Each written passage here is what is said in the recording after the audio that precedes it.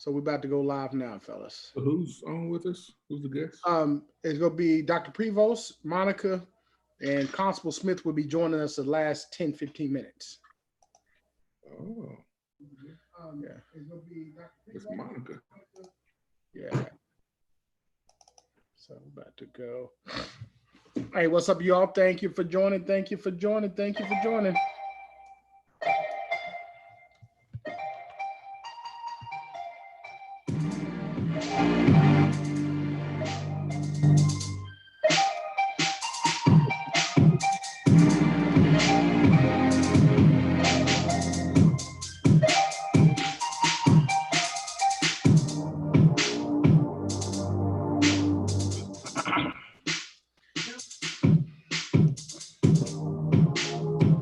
Thank you for joining the Real Man Talk Show. Come on in, come on in. Please feel free to share the channel. We got a nice show for you tonight. Very educational, informative. Special guest.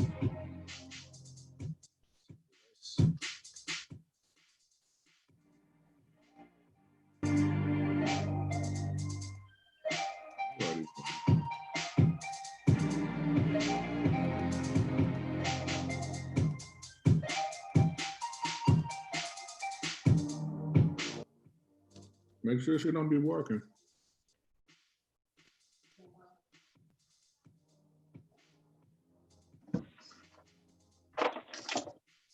So, gentlemen, if you would, please feel free to share your channels.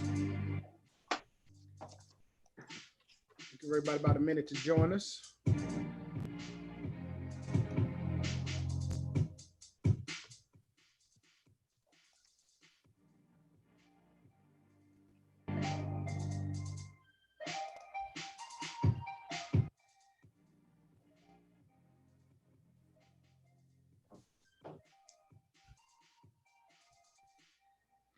What's up? What's up? What's up, gentlemen?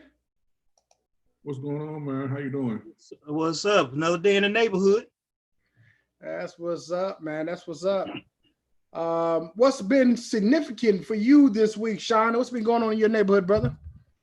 Well, as you know, President Dumbass in Chief is coming to Tulsa this Saturday. No, yeah, Saturday.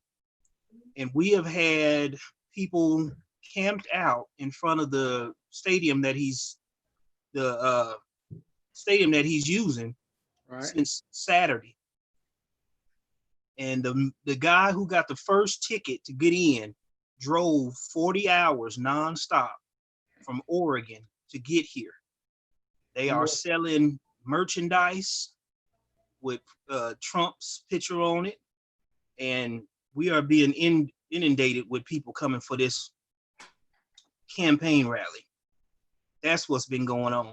And on top of that, the Tulsa County Health Department has the largest increase in one day of the COVID-19 testing positive since the whole thing began. And they're strongly encouraging him not to hold this rally, but he's going on and doing it anyway. Wow. Well, last I was told on that, man, I thought they was rescheduling it because of the COVID. No.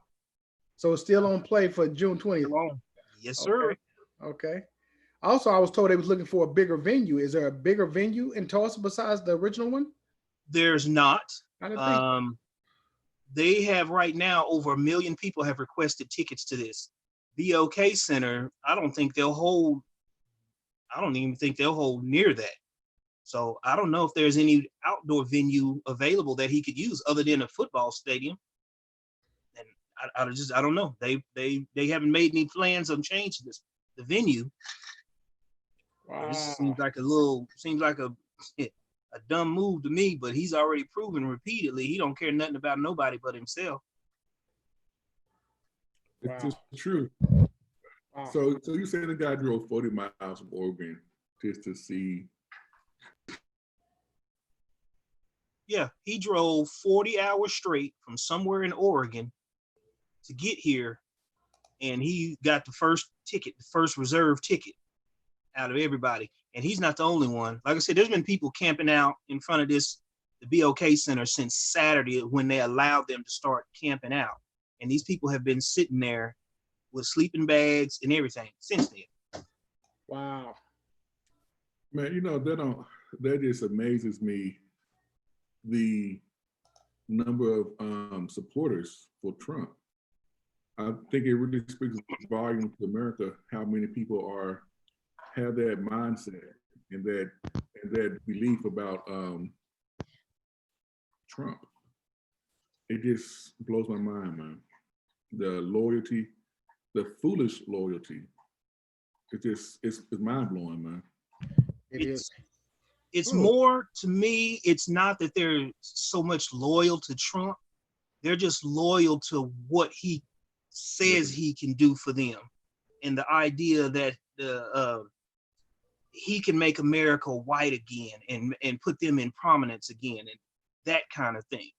They're not really concerned. I don't care if Ross Perot was to come back and get on the same platform and run, he would get the same support.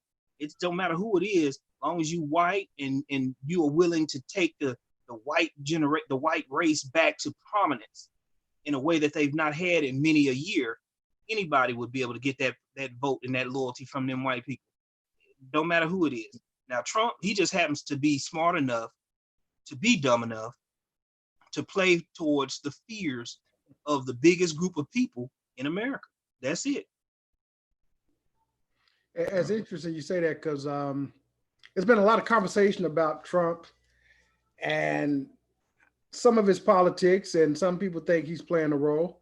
I know me and Dr. Prevost, we actually was on a post that she tagged about talking about Trump. And one thing I can say, it's becoming harder and harder to decide how you want your vote between Biden and between Trump. And one thing I was talking about yesterday on the post is I give him credit that he has been really exercising his executive orders, something that I wish, I guess, the past president would have done. He has definitely been doing that.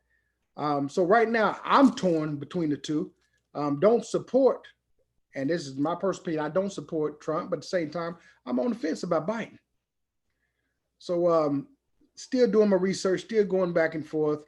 And I think it's going to be a close race behind everything that's going on.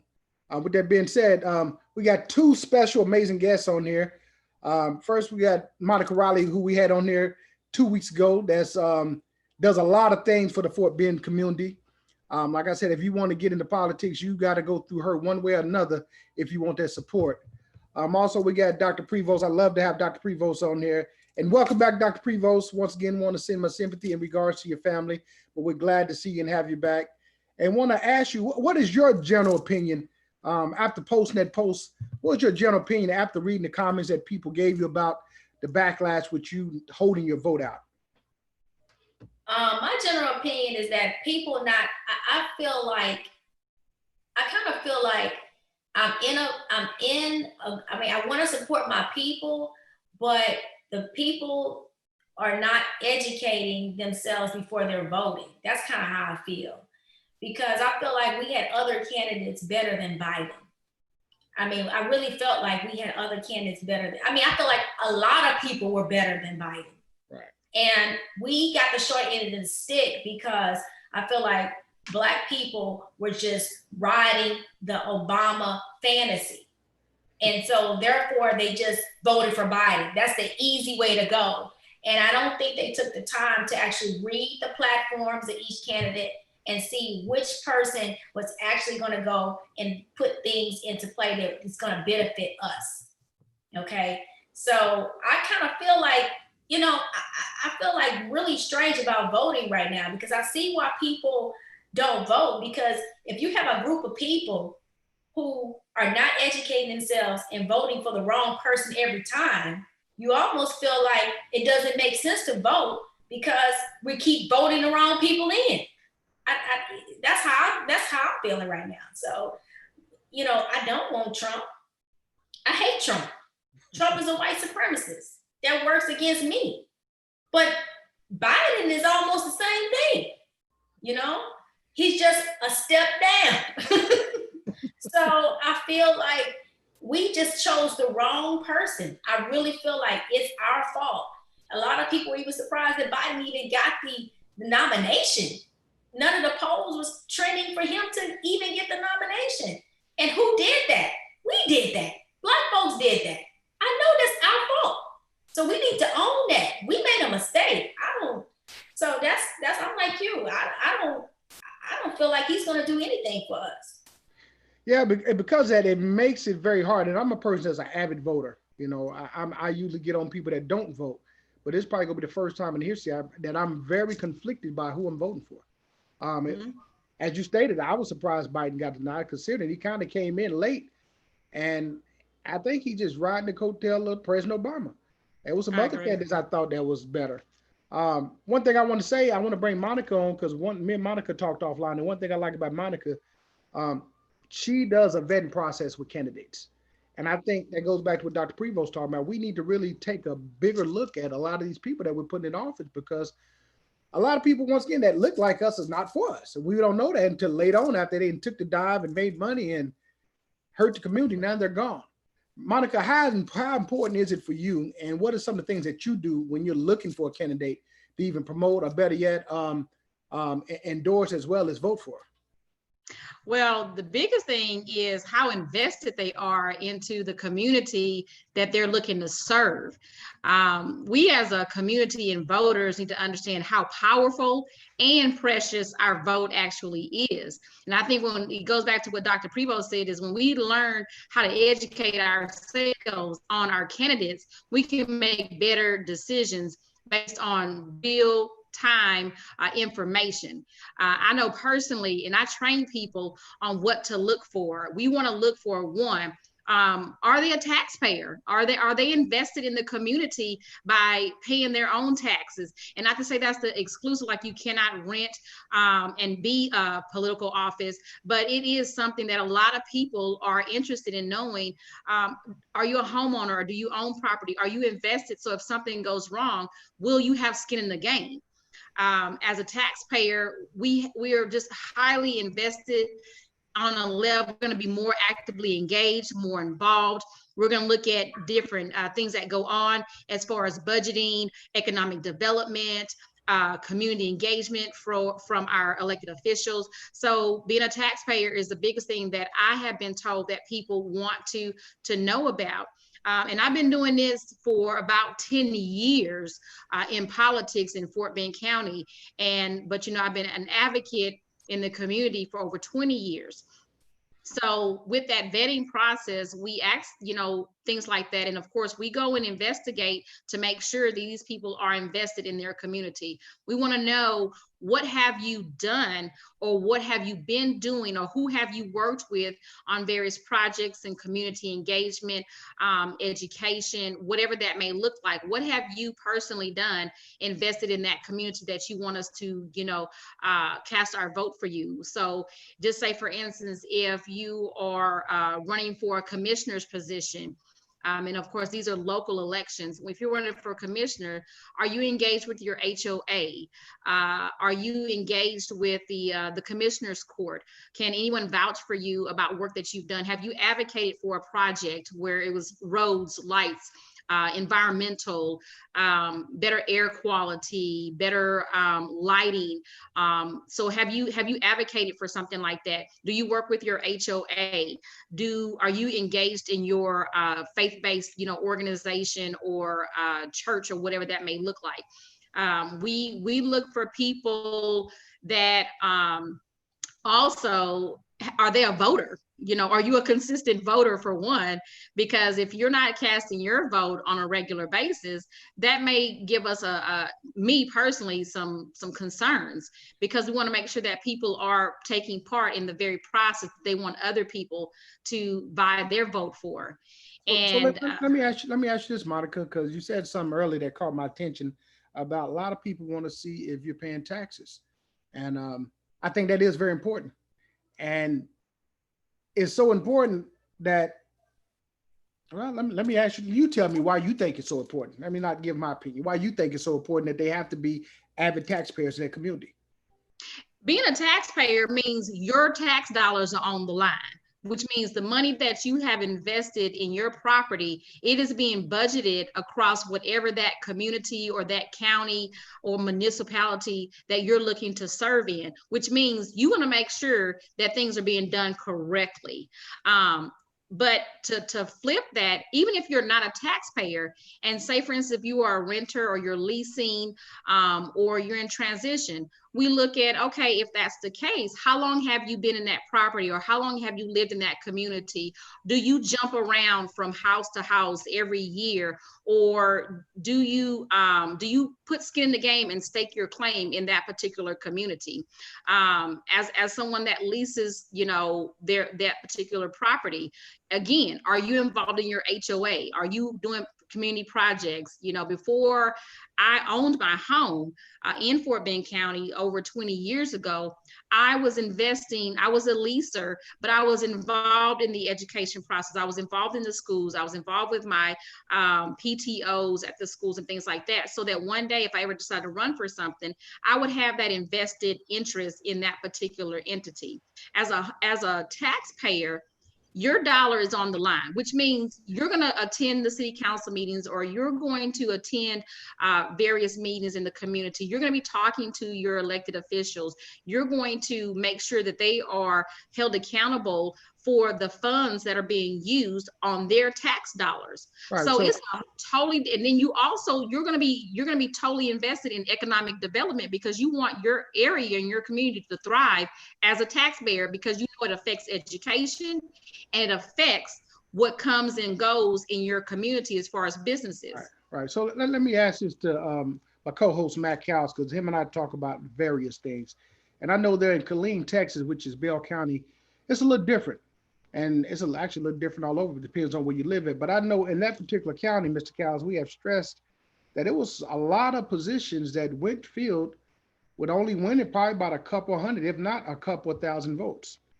And I want to ask you, in regards to your county, what you think is the biggest holdup that's stopping people from either voting or taking some of these seats that people are literally walking into? So in this area, this is a military town. So a lot of people here, they already know, well, they're not invested in this area. Like, they know that for the most part, they'll be here for about 3 years, maybe 5 years, and then they're leaving. So a lot of people in this area, they're not invested in Killeen, Bell County area. And then a lot of the retirees, because they're not from this area, they really don't have a lot of ties to this area. Like, they may have like came here from some other place, some other duty station, and then they end up settling here. They don't necessarily consider this their home. It's just where they're living at. So I think it's hard for people in this area to really be invested in politics or engaged in what's going on. Like, I think I shared with you, I think last year or early this year, that most offices that are won, they're only won about, so let me rephrase this. If a person has about 600 to 1,000 votes, it's about 95% chance that they will be elected in this area. And even though there's about 300,000 people here, I think, roughly, but it's such a small portion of people voting that people just not invested here. Wow. At all. Literally, if you have about 600 votes, it's a good chance that you're probably going to win. I think last voting thing, I think a total of about, don't quote me, but I know it was less than 2,000 people voted at the last general elections back in March, May. So yeah, I mean, so people just don't vote here. Interesting. Crazy. It's really crazy. And then here, everybody that hold offices, that hold a office or something, they're either a builder, or they're a builder, or they're a builder. So position, wow.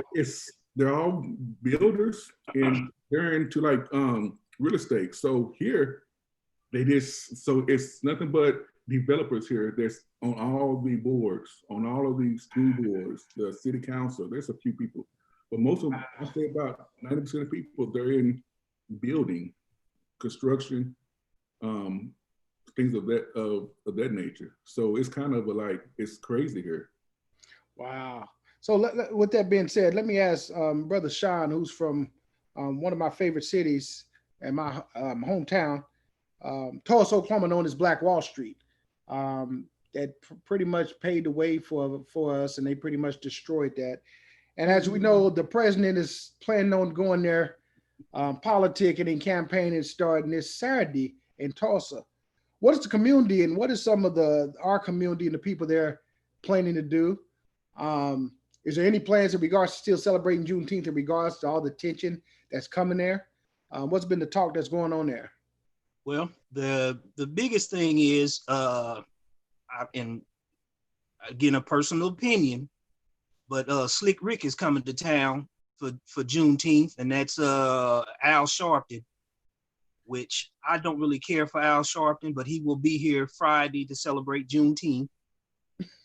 Other than that, there has been not a lot of fervor about trying to do any counter protest, anything. So I'm not planning on seeing much of action as far as counter protest or anything else like that. The community in a whole, I will say this is one thing that Black and white have agreed on, is that the campaign rally should not be here, or it should not be here at this particular time. As we were speaking before, right now we've had the first and second highest daily rate of new tests confirmed since the pandemic started. And now you have 80-something thousand people sitting out in front of the BOK Center right now, waiting to get in. It's just not a good time. Wow. And I will say this, I don't know if anybody will remember this, but I think it was 84 or 85 on Phil Donahue. Trump said if he ever ran for president, he would run as a Republican because the Republicans are the dumbest group of people in the world, and you can convince them with nothing. And that's exactly what he did. Yeah, he did say that. He did say that. Something else I want to talk about, me and Dr. Prevost talked a little bit about it. Well, I ain't gonna say we talked about it. It was on our posts, but we constantly compare President Obama and President Trump. And as I stated earlier in the conversation, I wish President Obama would have exercised his executive order more than Trump did. Also, a lot of people don't realize there's a lot of things that President Obama didn't do for Black people. Bottom line. As well as we quick to forget, and a lot of this is strategic and political, we quick to forget that President Obama administration killed Gaddafi. And that's not talked about. And we just forget like it didn't happen. He killed another Black leader. So was his presidency, was he put in the presidency so they can do that versus putting Hillary in there because it would have been a world war with other Islamic countries? Or was it just some that the greatest minds to be? But that constantly bothers me though. Go ahead. Well, I think he was placed in office. I think he was the figure to gather the votes and do what happened. We came together like no other time and voted this man into office. And if you look at his track record, he did less for the Black community than any other president before him. And to this day, everybody still refers to him as the one and only president for the Black community, but he didn't do nothing for us. And then on the other hand, the vice president that he had, if you go back and look at Joe Biden's voting record over the time that he's been in Washington, he has worked with segregationists. He has voted a lot of programs into place that were not good for Blacks and Latinos. So by him being the nominee for the Democratic Party, that to me doesn't speak well for the Democratic Party, because there's other people that I felt were better suited to be the Democratic nominee than him. But as Black folks, what are we taught to do? Democrat only. We don't question it. We don't, like Dr. Prevost said before, we have to question. We have to figure out what's going on. We ain't done that. We literally just, oh, he's a Democrat, or he ran with Obama. That's all we need to know. And that's it. And we need to quit doing that. And that goes back to what both of the queens have stated in regards to logic. And I think that's something that we really need to take heed to. I think sometimes we vote out of emotions versus logic. Yes. And sometimes we just got to take a step back and actually reevaluate and look at some things. I'm not, I ain't gonna say I'm not bad mouthing President Obama, but I'm just looking at his record. There's a lot of things he just didn't do that, you know, some of it's our fault because we didn't hold him to the fire. But, you know, some people talking about he didn't have the support. He had the support. He had the House and the Senate one term. And a lot of things still didn't happen. That's right. So that goes back to just, once again, I just want us to be more conscious and more aware and just think logic. Stop thinking emotions, because emotions is what's getting us caught up in just putting anybody out there, and we're stuck. So many of our people, that's all they cared about. Who is a black man in the White House? Don't mean, that means piddly if he didn't do anything to affect positive change for our community. That's just, to me, I don't understand that. You can, hey, it's a black man in the White House, but if there's nothing positive coming out of it, other than, you know, we had a black man in the office, it was for naught. Just like, who was that? Was that Lindsey Graham?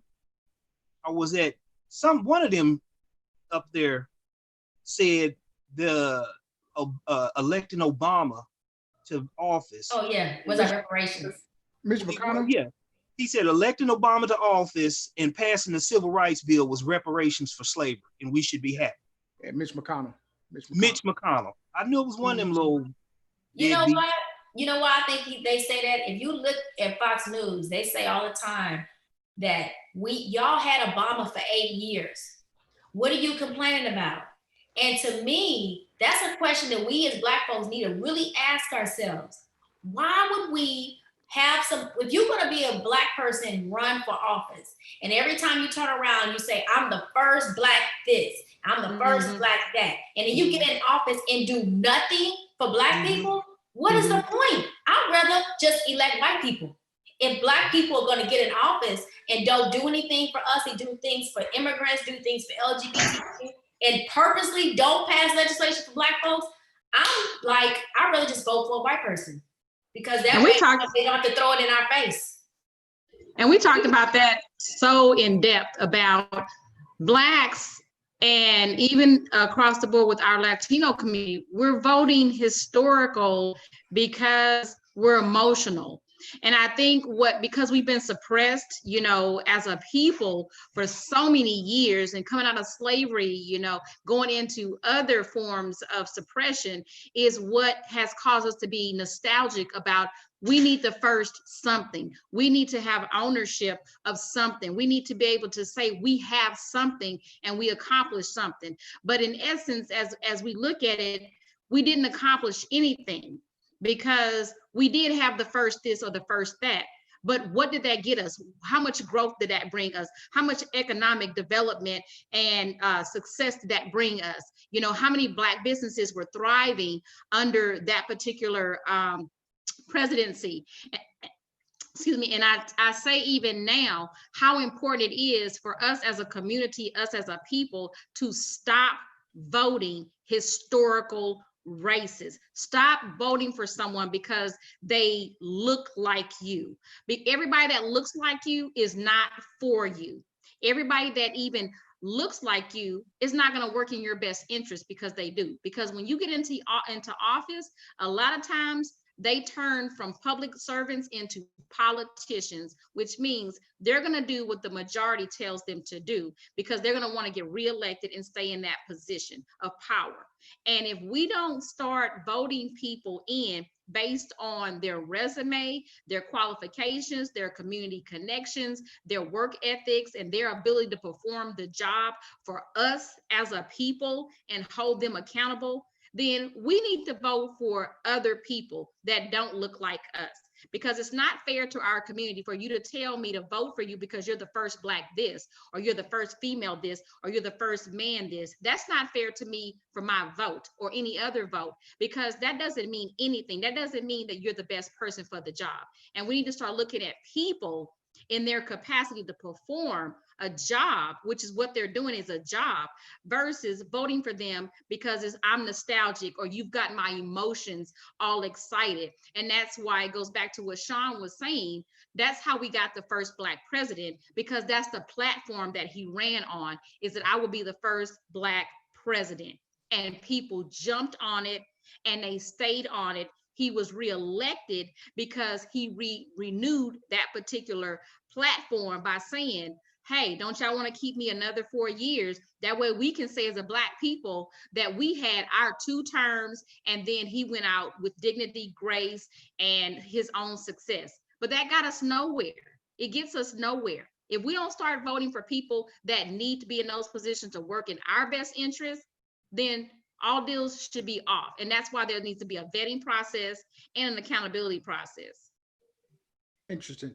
So y'all that's watching at Facebook, this is Leotis Hightower with The Real Men Talking. We're talking about politics today with special guests Monica Riley, Dr. Prevost, Mack, and Shaun Davis.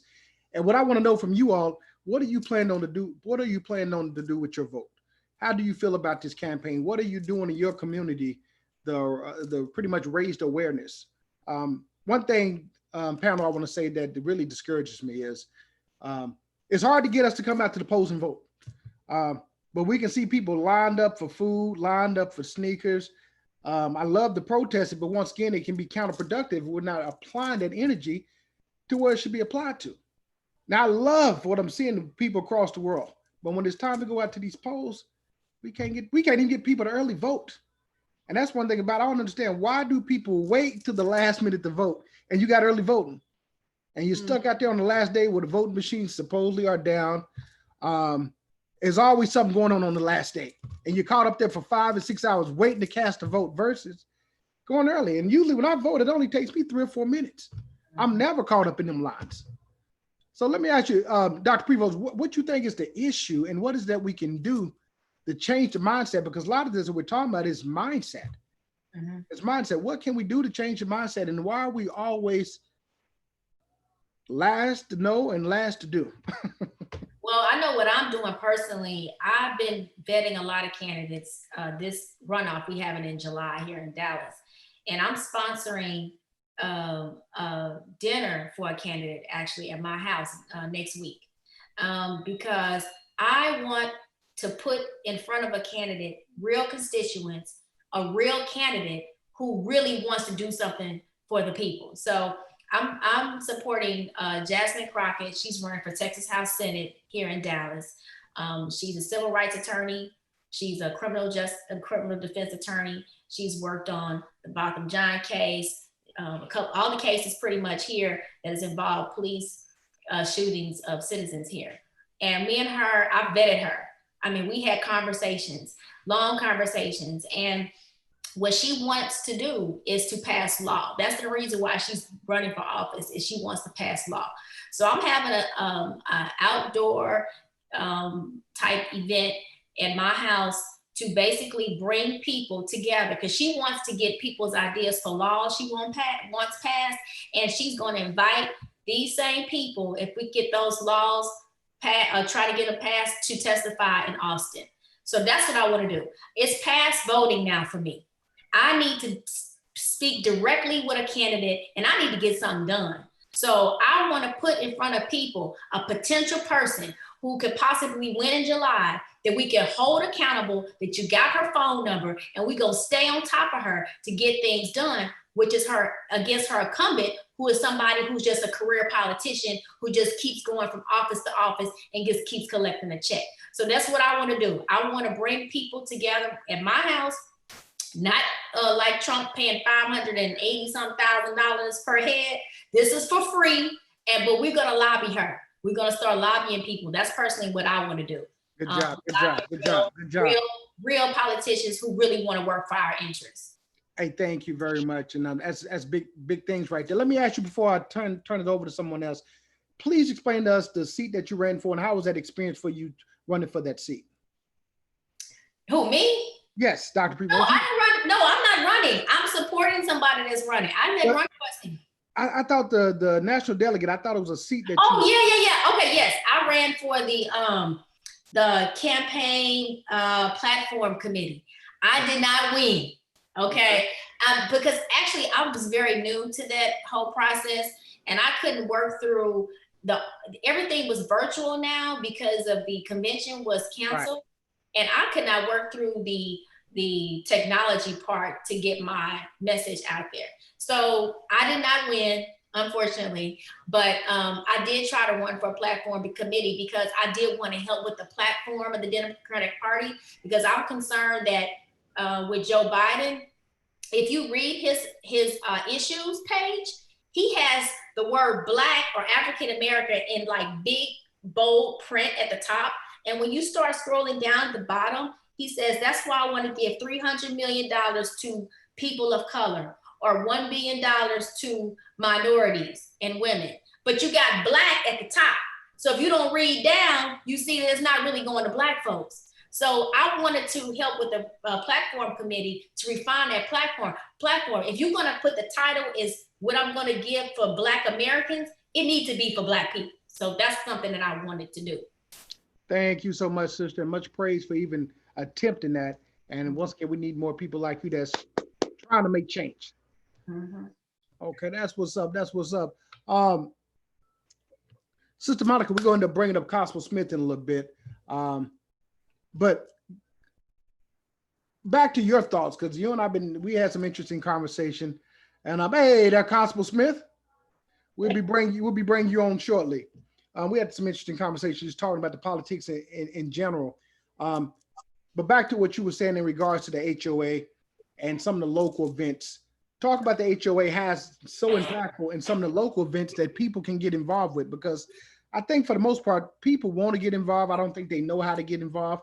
And we still got some that's teeter-totting back and forth, saying our vote is not going to matter. But we all know our vote do matter, because if it didn't matter, they wouldn't be trying to suppress the vote and all the gerrymandering. So you care to talk about that? Yes.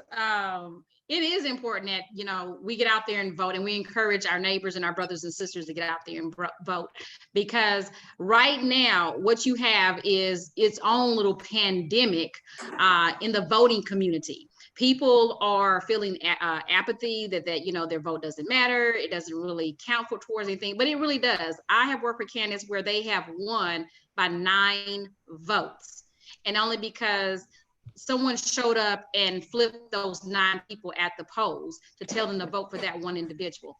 Being an ever presence in your community as a public servant, as a community leader, or just as an everyday voter means getting involved in whatever aspect that you want to have change, and you want to be a part of that change. So if it's education, you should be a part of your PTO. You should be a part of the CBLT. You should be a part of some type of decision-making process with your educational facility. If it's local in your community, you have your HOA. Even if you're not on the board, you can attend those meetings and know what's going on. You can participate with different committees that are at the district level, at the county level, at the municipal level.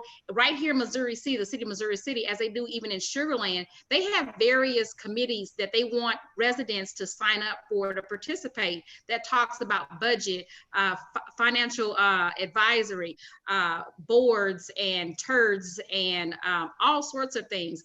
There's community engagement programs that you can attend, like citizens learning more about their community, their city. You have the police academy for residents. You have a host of things that you can get connected to. But if you don't know how, you call people like myself, you call people like Ray, you call people like the constable, you call those people that you see ever present in the community doing things and say, hey, how can I get connected to this? Or what can I do to serve?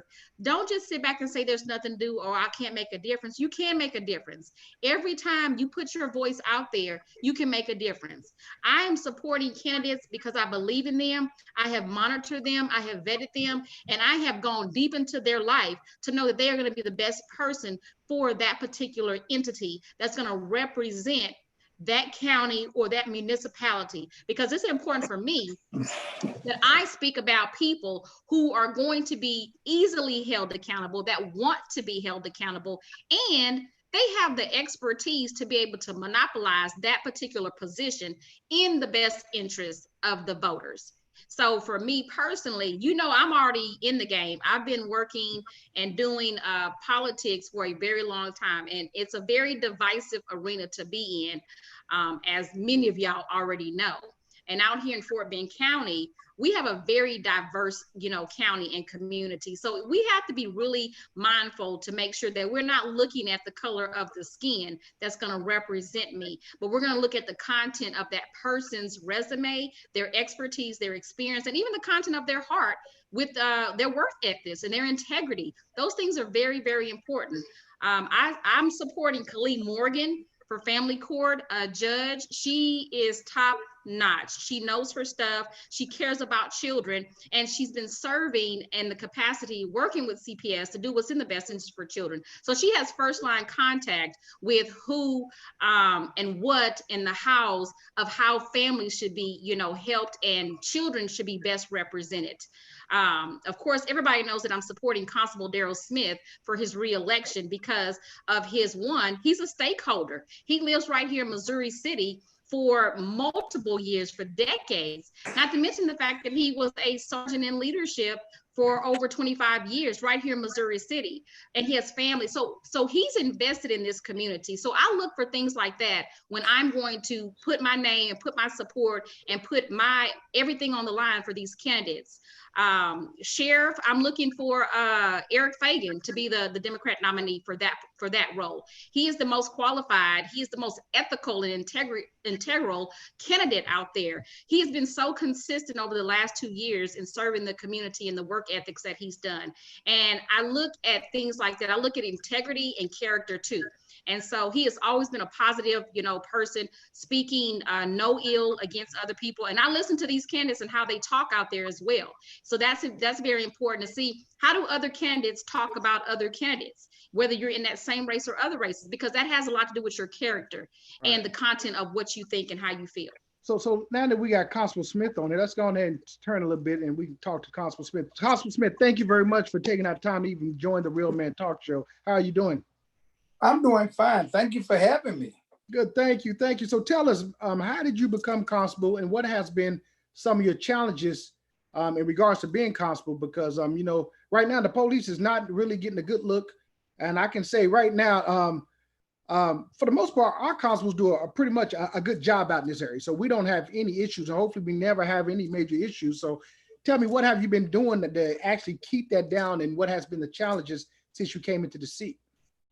Well, since I've been in office since January 2019, one of the main things I did first was review all my deputies' personnel files, all their experience, okay? And we had to sort out deputies, and that's hard to do because everybody have families, but we have to have the best deputies on the street serving our community. We need people out there that is passionate. We need people out there that is professional. We need people out there that is polite, but still able to do their job and get the job done correctly. So we did that along with putting program together. We started out with a lot of program. Our seniors are very important to us. So we go in and we work with the seniors. I put together a criminal dash outreach team. Silver Dash outreach, and let's talk about the Silver Dash outreach team. And you know how I had to call them Silver Dash outreach, because sometimes the county do not fund certain positions, but you have to make it work for the public, okay, and the people. So with that team, we go out into the community, HOAs, the schools, the seniors. We talk to the kids because we want to let them know how to respond to police officers / peace officers, and how the police officers / peace officers should respond to them. You know, we have to train not only our deputies, but we have to get out and hold training session for the public so they can understand not only our job, but we need to understand what they are expecting from us. I've been in law enforcement for over 30 years. I have been in leadership, in a leadership role for over 25 years. I have trained hundreds of officers over my time. And, you know, one of the main things that we have to do is to make sure we vet these officers that are coming in and monitor them. You just can't let anybody just come in, give them a gun and put them on the streets. You know, I have kids, I have grandbabies, and I want my grandkids to be able to go out anywhere they want to go out without being harassed, without being mistreated, because, you know, and they have the right to ask questions too. They have the right to ask someone, why am I being stopped? Or anything like that. But it's a way to do it. But I always say, and I tell everyone to comply with the lawful order, and let's take it from there. If you're given a lawful order, comply with it. If you don't like it, go ahead. It's a process. File a complaint and we will look into it. But don't try a case on side the road. And that's what we try to tell not only our deputies that, we try to tell the community that, because we will look into, me as your constable, I'll look into every complaint, because my concern is for our community and making sure we are serving them the best that we can. Well, Constable Smith, let me ask you this, because, you know, when I came to Texas, seeing constables was something new to me. I've never heard of constables. Where we come from is pretty much police and the sheriff's department. So that was a whole new thing for me. So with the constables, what I've learned here is the constables, y'all pretty much serve as police, but you have the sheriff's office who makes the arrest, correct? No.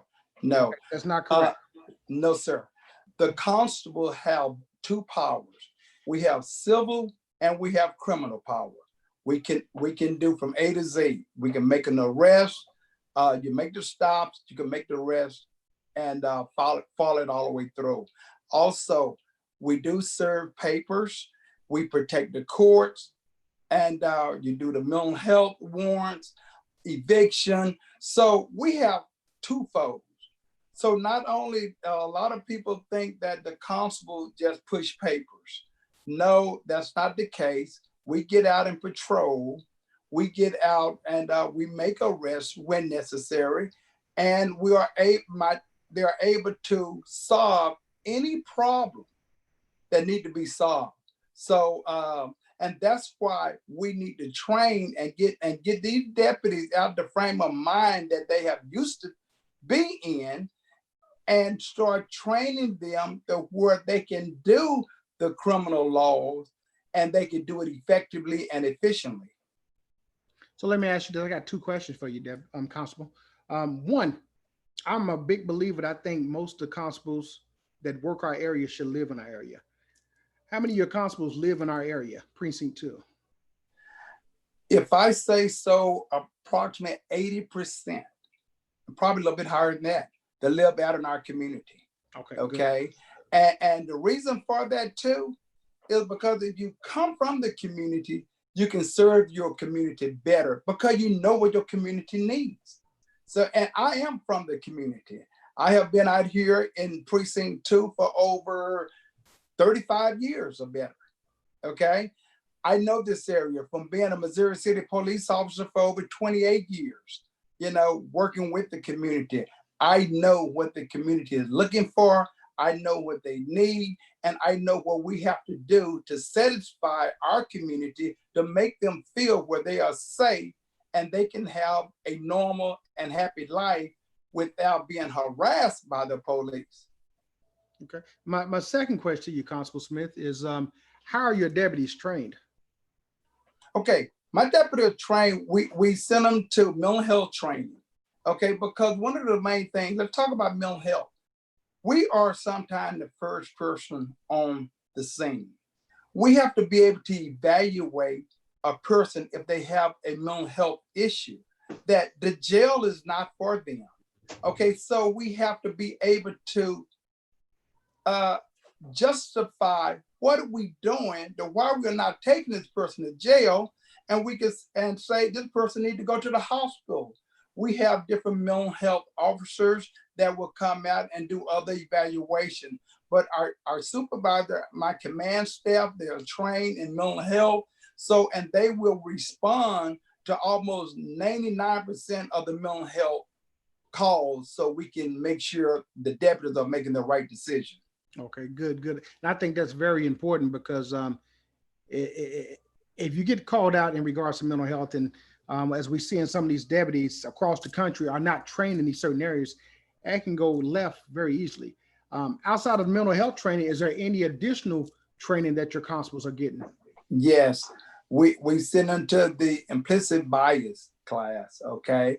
And the reason for that is you want to see if an officer have an internal issue, okay? And let them, by going to the class, that get them to thinking, do I have an issue, okay? So if they do, and if we find this out, we can pull them aside and work with the deputies or officers at that point. You know, everyone look at it and we want to say we treat everybody equally. Well, I always say the laws are written equally, but everybody not treated equally up under the law. And we have to train our deputies to do not get it personal into any call. Stay professional, go by the law, and treat everybody like you want to be treated. And then you will have, most of the time, you have a very good result in getting the issue taken care of. Good. One last question. I'm gonna have my co-hosts and the panelists ask questions that you may have. What has been your success in regards in Precinct 2? Since you've been in office, what has been a major success to keep everything flowing? You know, the major success is having a great team out there. You got a great team of officers that out there doing the right thing. When they train, they feel good, they look good, they professional. That is the main success of any department, is knowledge and knowing your job. And also going out into the community, greeting the community. Stop, get out the car, say hi. How you doing? I'm Deputy so-and-so. How's your day been? Let them see you in a different light than handle problems all the time. You know, be involved. We do our food pantry.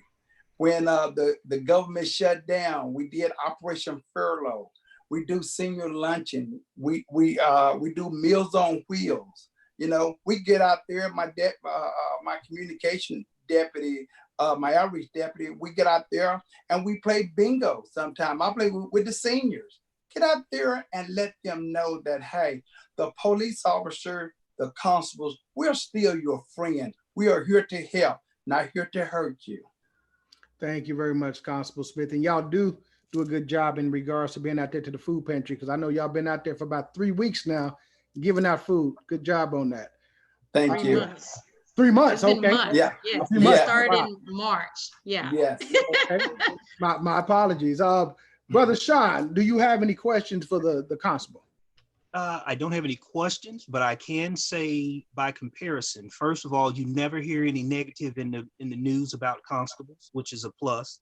But by comparison to Tulsa PD, they have over 500 members on their police force here in Tulsa. They have 12 of them that are trained in mental health evaluation on a call. The comparison is not even night and day. It's just a shame that the constables have all their deputies, their constables trained in that form, and Tulsa only has 12 people on an entire force. The other thing that I show as a bad comparison on Tulsa PD is, instead of working out to have people taken to a mental health facility, they actually cleared a section of the jail to house people with mental issues until they can be evaluated, which would be paid for by the family. So it just kind of is a gut punch when I hear they train their entire force to take care of people with mental issues, and then we're building facilities and stick them in until the family can pay for it. That's just wild to me. I don't have anything else really. That I just had to put that out there. That just says volumes of what that force does and how they really cater to the community to make it a better place. Thank you very much. Wow. Dr. Prevost. How do you know if you're going to get a constable or police? I mean, when are constables called out to a call? How does that work? Good question. Okay. The municipal police department is your main department, which handles all your calls go through them. They do not come through the precinct. Okay. So if you live in Missouri City and you call 911 or you call in, that call would go into the Missouri City Police Department. Now, we scan all the channels in my precinct. So if it's a call that is close to us, we will assist by responding and helping out the closest agency in that area. But if you call in for civil anything civilly, you got a problem, you got we enforce it, whatever the court sent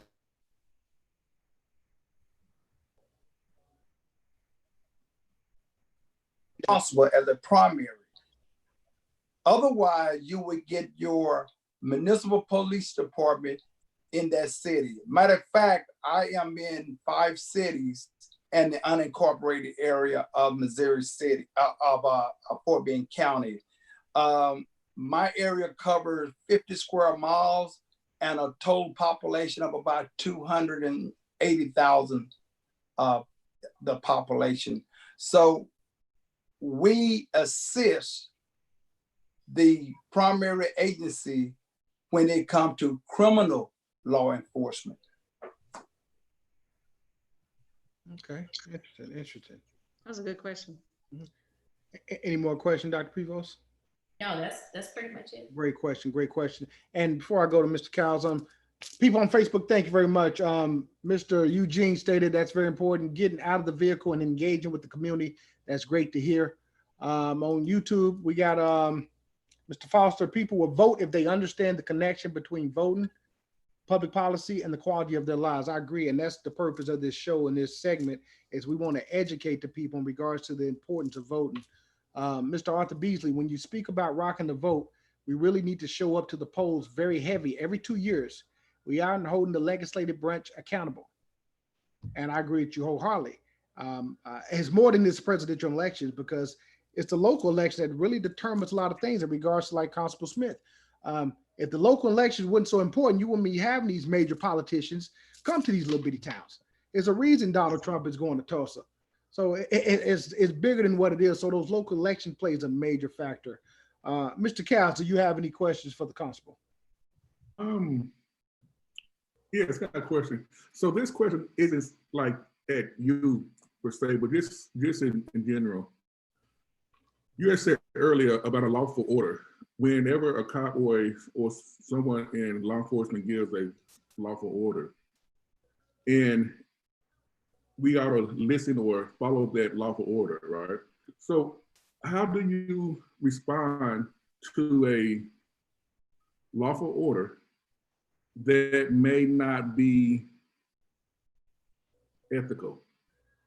So let's say that I'm riding the car and I get stopped by a cop for whatever reason, and they give me a lawful order, and I know that I know it's lawful, but I know that there is a motive behind that order. What would be the proper way to respond to that? Does that make sense? The proper way to responding is to, like I say, is to comply with the lawful order. If it's lawful, go ahead and comply with it. Then you can ask questions later, or after you have complied, after the situation is over with, and you still have a question about it, go into the office, okay? Go to the department. If you feel like you have a complaint, fill out a complaint or talk to someone else about the issue, But at the time, go ahead and comply with whatever the deputy or officer asks you to do, as long as it's lawful. So let me ask you this, Constable Smith. That asked you a great question, and I know the audience have a lot of questions. In regards to a lawful order, I'm not going to ask you what a lawful order is because that can go many ways. But let me ask you, in layman's term, what is a lawful order? So if a constable or police pull me over and tell me turn down my music, is that a lawful order? Okay. If they're making a contact with you and say your music is so loud that you can't understand what the officer's saying, yes, he can ask you to turn it down. And he's asking you to turn it down.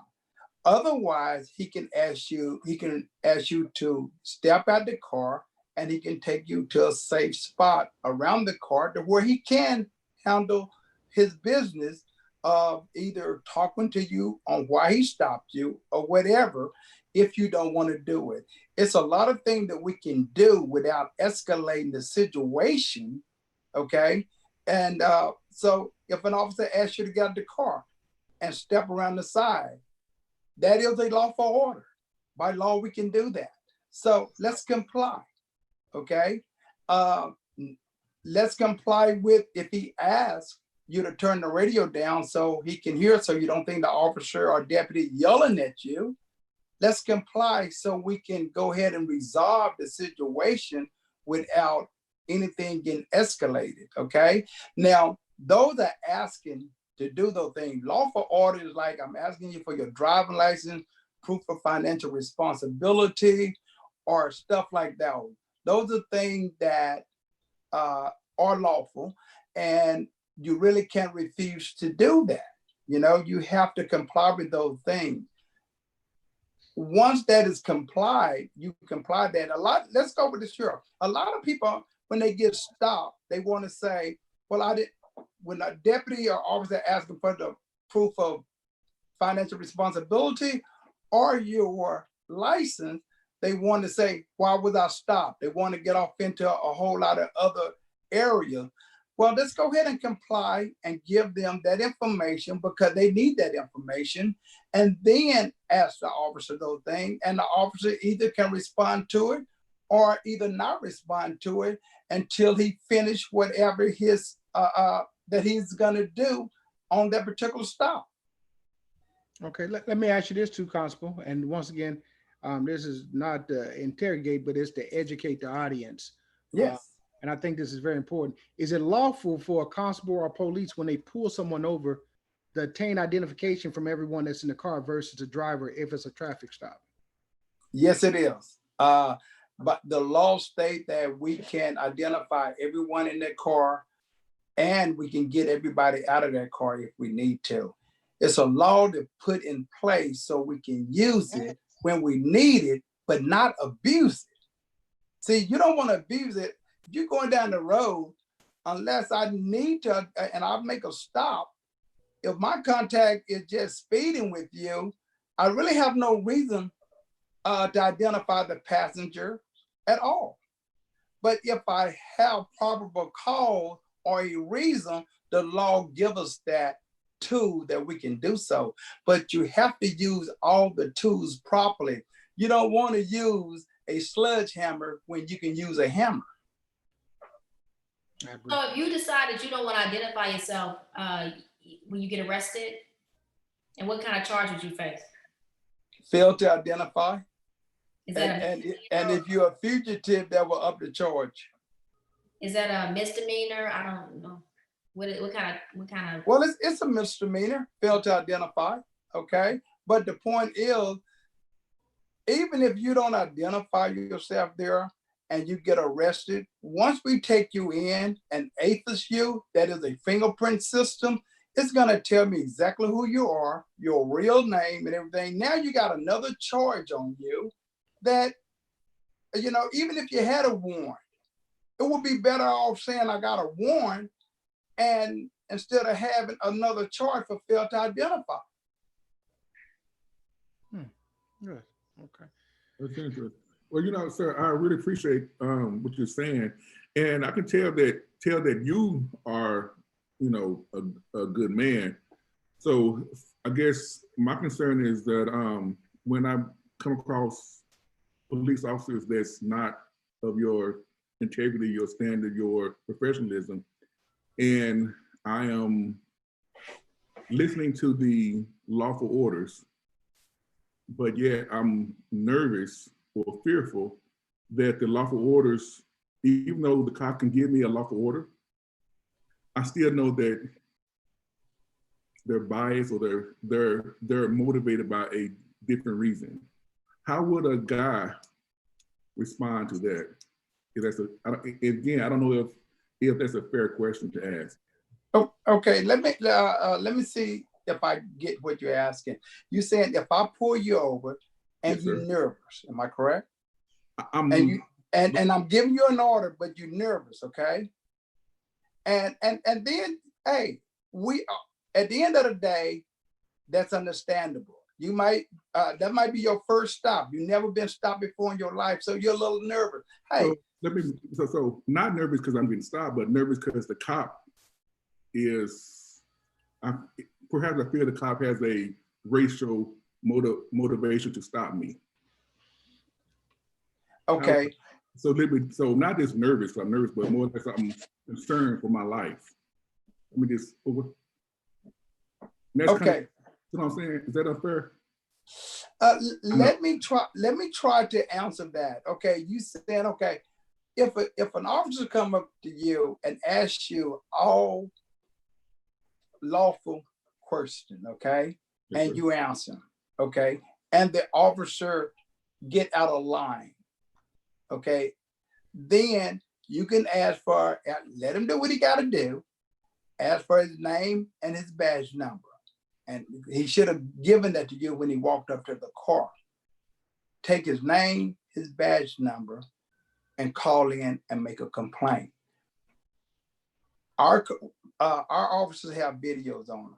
I love video cameras because over my 25 years of being a supervisor, video cameras have protected our officers on complaints, okay? Because you'll get a complaint called in, and I'll pull up the video.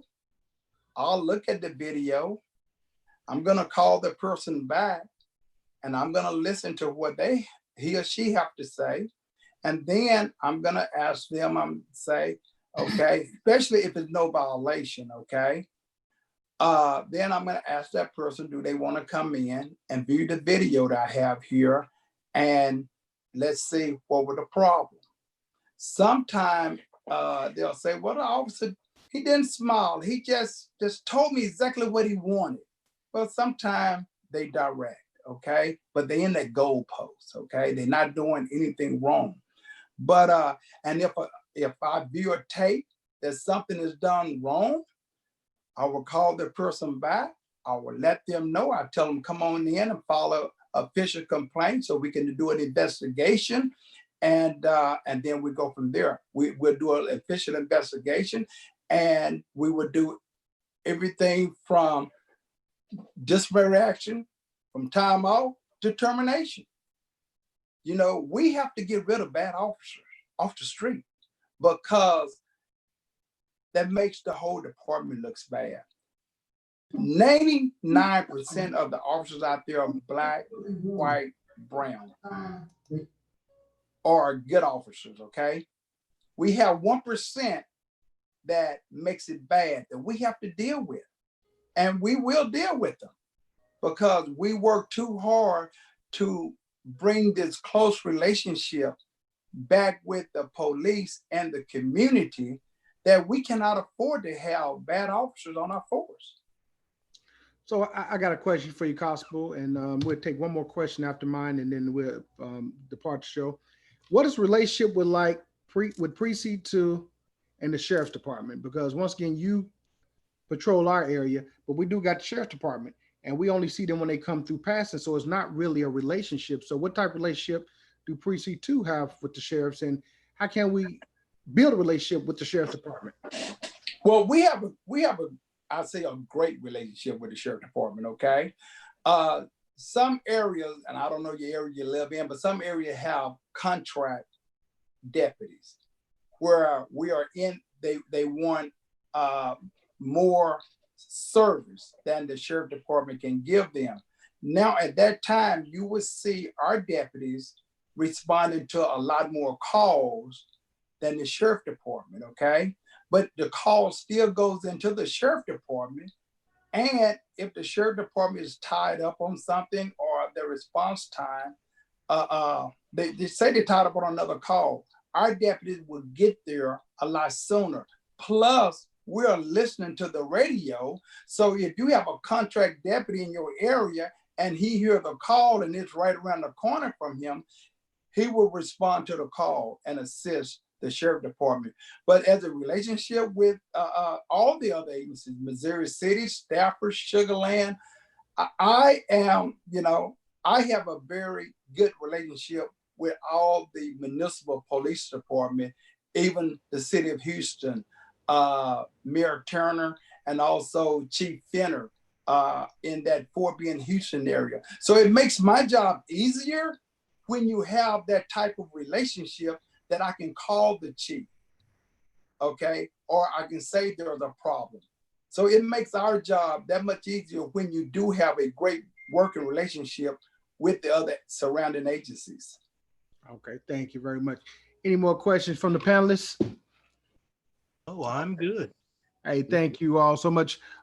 Any last words before we end the show? Starting off with Miss Monica. All right, this is Mountain Moving Monica. I want to close out the show by saying, great job as always. Real talk. You guys are doing an amazing work, Ray. I call him Ray, y'all, so y'all see a different name on the screen. But Real Men Talk is amazing in what they're doing.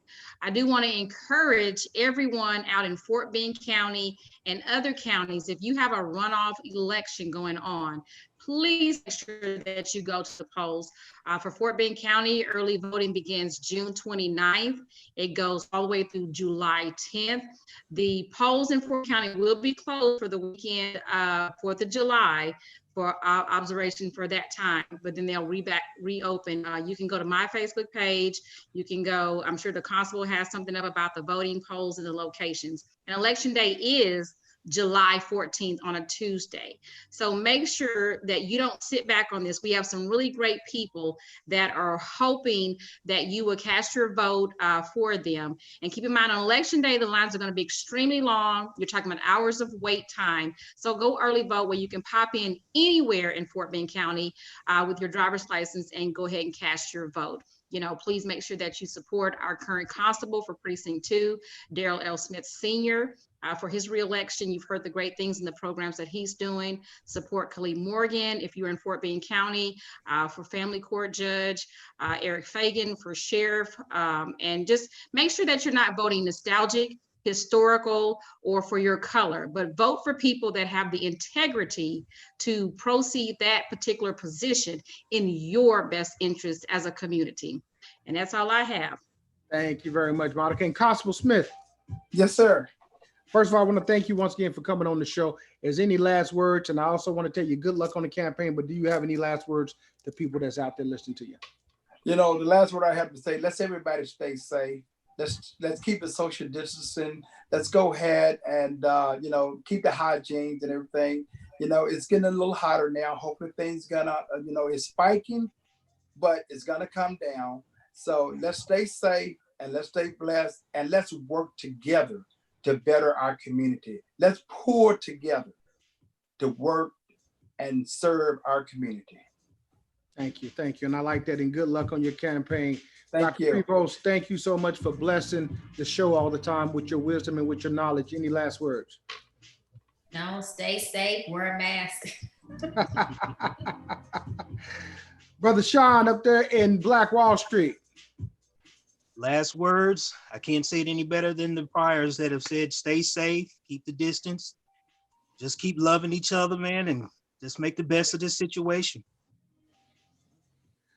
Mr. Mack, the international author and therapist. Any last words?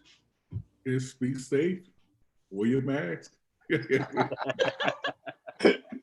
I want to thank everybody on YouTube. Go ahead, Monica, go ahead. Real quick, if you are in Fort Bend County or in the Fort Bend, Houston area, there will be a food pantry on this Friday at Precinct 2, 303 Texas Parkway, which is the constable Daryl Smith's his office. So if you're in need of food supplies, please come through the drive-through. We're practicing social distancing to come and pick up those food items. That's this Friday at 10 a.m. until the food runs out, or 12 p.m. Thank you. Good. And once again, I want to thank each and every one of you all for coming out and helping making this show a success. And once again, it's all about educating the people. This is the purpose of the show. To those who want to support the show, go to the YouTube channel, like and subscribe. We also have additional services as far as coaching and some other stuff. Go to the YouTube channel, the Facebook channel, The Real Man Talk. And every Wednesday at 8 p.m., this is what we do. But thank you for tuning in. And thank you once again to the amazing hosts and panelists. And good luck, you all. We'll see you all. Be safe. And remember to vote. Thank you. Thank you, Ray. Thank you all. Bye, Shaun, Mack, Dr. All right, Prevost, bye-bye. Constable. Everyone have a good evening. Monica, I want to say thank you very much and keep up the good work. Thank you, Constable. Do the same. Thank you all. Thank you. Thank you a lot. Good night, guys. Good night. Good night, you all. Bye, Mr. Smith. Bye-bye. Take care. Yes, sir. Good luck.